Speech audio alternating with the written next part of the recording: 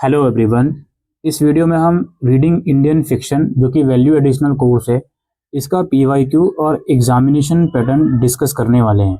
आइए स्टार्ट करते हैं। इस सब्जेक्ट में टोटल 3 यूनिट्स हैं जो कि आप देख ही सकते हो। एस्पेक्ट्स ऑफ द नोवेल, आनंदमाठ और आज़ादी। आइए चलते हैं इसके पीवाईक्यू की तरफ। पेपर जो है ये 70 नंबर का है। आपका 30 का है या 70 का है, आप प्लीज़ पेपर के अकॉर्डिंग करिएगा। अब यहाँ पे पेपर में पार्ट ए के अंदर 4 पार्ट हैं जिनमें से आपको 3 करने हैं, ठीक है। और उन तीनों में से क्वेश्चन नंबर 1 करना मैंडेटरी है। पहला क्वेश्चन हमारे पास है, आपको शॉर्ट नोट लिखना है किन्हीं दो पर, जिसमें famine of Bengal in Anandamath है, E.M. Forster views on character development और बरकत अली इन आज़ादी। इन 3 में से किन्हीं दो पर शॉर्ट नोट लिखने हैं।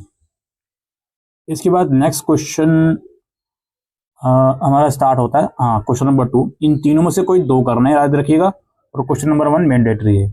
How does Chaman Nahal use character development in Azadi to depict the impact of partition on different generation और explore the interplay between religion and politics in अनंतमाठ।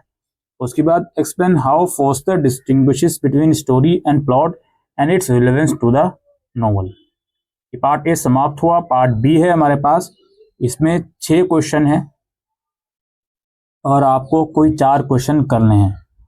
How does Azadi by Chaman Nahal reflect the social and psychological impact of the partition on ordinary people, evaluate the role of historical event in shaping the narratives of Anandamath by Bankim Chandra Chatterjee, और discuss the use of autobiographical element in Azadi and how they enhance the authenticity of the narrative.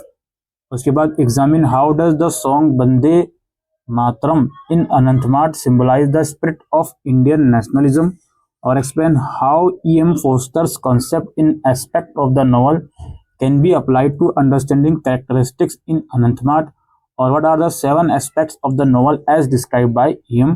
Foster। ये PYQ और examination pattern था दोस्तों, reading Indian fiction in English का। उम्मीद करते हैं ये वीडियो आपको यूजफुल लगी हो, तो वीडियो को शेयर करिएगा।